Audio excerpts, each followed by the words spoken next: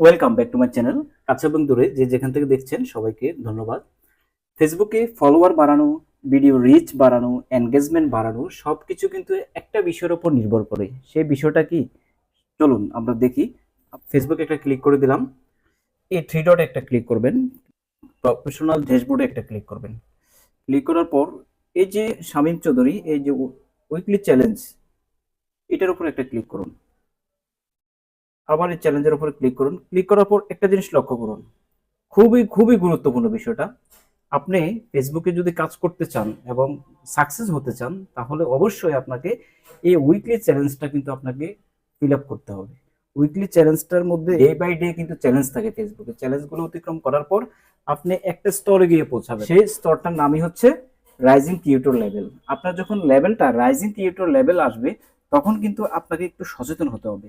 আর এই rising creator লেভেলটা কিন্তু প্রত্যেকটা উইকে আপনাকে বাড়িয়ে দেওয়া হবে। যদি প্রথম সপ্তাহে আপনার 50 জন ফলোয়ার বাড়ানোর একটা চ্যালেঞ্জ থাকে, পরের সপ্তাহে কিন্তু 52 জন বা 60 জন দিবে। এভাবে কিন্তু আপনি যখন উইকলি চ্যালেঞ্জটা মোকাবেলা করতে থাকবেন, তখন আপনি ডে বাই ডে আপনার ফলোয়ার বাড়বে, এনগেজমেন্ট বাড়বে, রিচ বাড়বে, ফেসবুক পেজটি বা প্রোফাইলটি মনিটাইজেশনের দিকে চলে যাবে। তো আপনাকে এখানেই বেশি ফোকাস করতে হবে। সবচেয়ে গুরুত্বপূর্ণ যে বিষয়টা, রাইজিং ক্রিয়েটর লেভেল যদি আপনি ধরে রাখতে পারেন, তাহলে আপনার যে কন্টেন্টগুলো, এগুলো ফেসবুক অটোমেটিক সাজেস্ট করবে। আপনার প্রোফাইলও সাজেস্ট করবে এবং আপনার কন্টেন্টও সাজেস্ট করবে। যার ফলশ্রুতিতে অনেকের ওয়ালে আপনার যে পোস্টটি সেটি চলে যাবে, দেখবে, ক্লিক করবে এবং আপনার ফলোয়ার বা তো ধরুন এখানে একটা ক্লিক করুন যে গ্রো টু 50। আমাকে কিন্তু টার্গেট দিয়েছে, রাইজিং ক্রিয়েটর লেভেল আমার রয়েছে, বাট আমাকে টার্গেট দিয়েছে 50টা ফলোয়ার আমাকে উইকলি চ্যালেঞ্জের মধ্যে।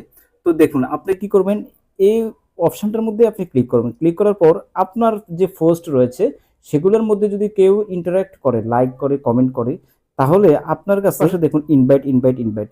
তারা আপনাকে ফলো করে নাই, বাট আপনার পোস্টে লাইক করেছে, কমেন্ট করেছে।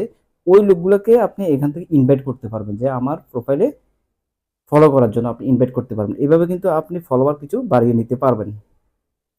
তো এখান থেকে ব্যাক করুন। ব্যাক করার পর নিচে দেখুন ক্রিয়েট 14 নিউ পাবলিক রিলস এর মধ্যে 14টা আমাকেই বলছে যে 14টা রিলস আপলোড করার জন্য। তাহলে 14টা রিলস যদি আমি ওই উইকলি চ্যালেঞ্জ মোকাবিলা করতে যাই, আপলোড করি, তাহলে অটোমেটিক আমার যে ফেস রয়েছে বা আমার প্রোফাইল রয়েছে সেটা কিন্তু রিচ হবে এবং কি ফলোয়ারও বাড়তে থাকবে। তো আমাকে উইকলি চ্যালেঞ্জের মধ্যে এটা আমাকে ফিল আপ করতে হবে।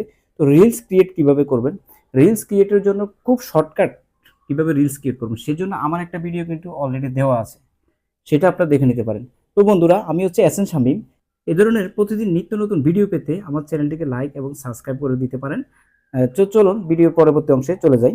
দেখুন দ্বিতীয় অপশন যে রয়েছে, গেট এত more interaction on your post.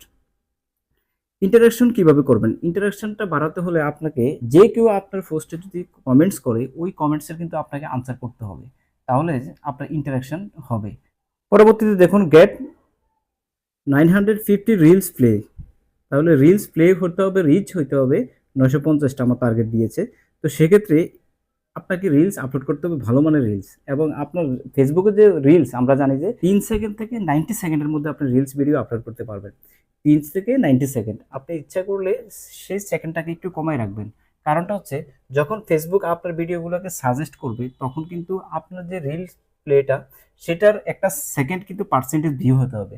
Percentage যদি ভিউ না হয় এবং এবং যে রিচ হবে, সেই রিচের পার্সেন্টেজ যদি ভালো না থাকে, তাহলে নিত্য নতুন মানুষের কাছে কিন্তু সেটা পৌঁছাবে না।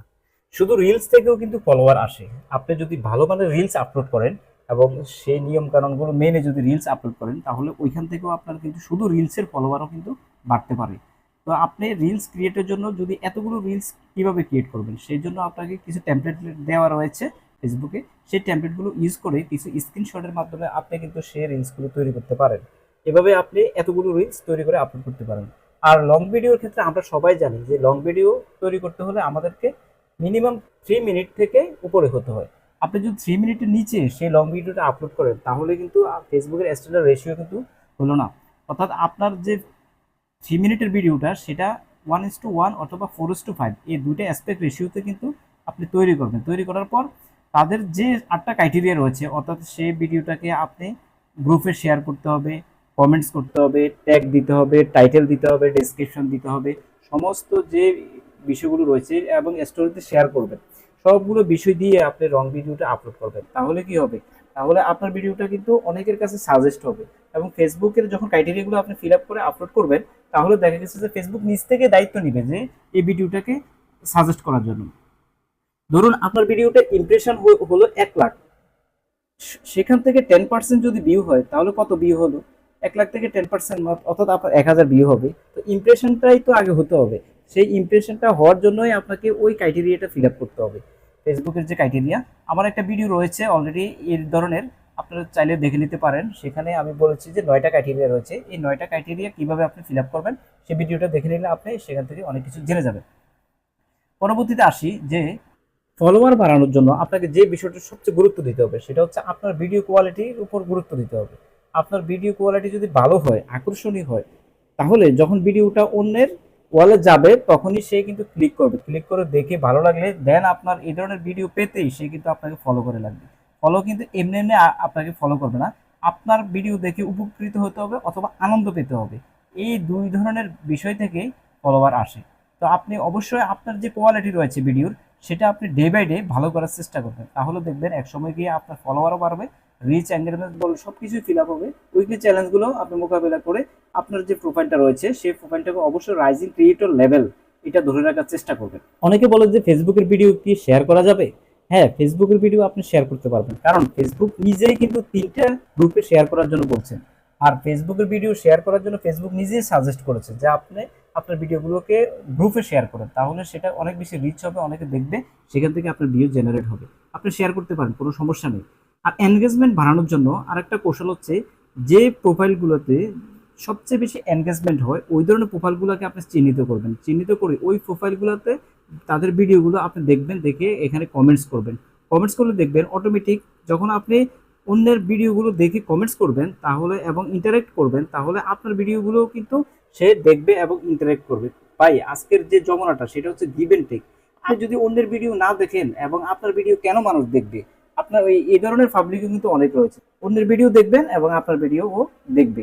তো এই জিনিসটা সবচেয়ে গুরুত্বপূর্ণ। আর সবচেয়ে মজার বিষয় হচ্ছে, আপনি যে ভিডিওটা তৈরি করতেছেন এই ভিডিওটা অবশ্যই আপনাকে কিন্তু এমনভাবে তৈরি করতে হবে যে প্রিভিয়াস ভিডিও থেকে এখনকার ভিডিওটা আগের তুলনায় অনেক বেশি ভালো হতে হবে।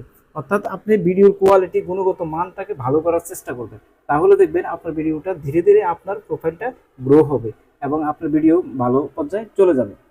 কারণ আমি নিজে ফেসবুকে কাজ করেছি, ওয়াচ টাইম এবং ফলোয়ার এই দুইটার চিন্তা না করে আপনি ভিডিওর কোয়ালিটির উপরে কিন্তু অবশ্যই মনোযোগ দিতে হবে। কারণ ওয়াচ টাইম, ফলোয়ার আপনার ভিডিও কোয়ালিটি ভালো হলে অটোমেটিক চলে আসবে। কারণ একটা মানুষ তখনই আপনাকে ফলো করবে, একটা মানুষ তখনই আপনার ভিডিওটাকে লাইক করবে, তখন ওই ভিডিও থেকে সে কিছু শিখতে পারবে এবং ওই ভিডিও থেকে সে কিছু আনন্দ পাবে। তাহলে কিন্তু ওই ওই ধরনের ভিডিও সে বারবার পাওয়ার জন্যই কিন্তু আপনাকে ফলো করবে অথবা আপনার প্রোফাইলটিকে সে লাইক করে রাখবে, পেজটিকে। তো বন্ধুরা, যদি ভিডিওটি ভালো লেগে থাকে, এই ধরনের নিত্য নতুন আরও ভিডিও ইনশাল্লাহ পাবেন আপনারা এই চ্যানেলের মধ্যে। তো বলবো চ্যানেলটিকে লাইক এবং সাবস্ক্রাইব করে দিবেন এবং ভালো থাকবেন, সুস্থ থাকবেন। আল্লাহ হাফেজ, দেখা হবে নেক্সট কোনো ভিডিওতে।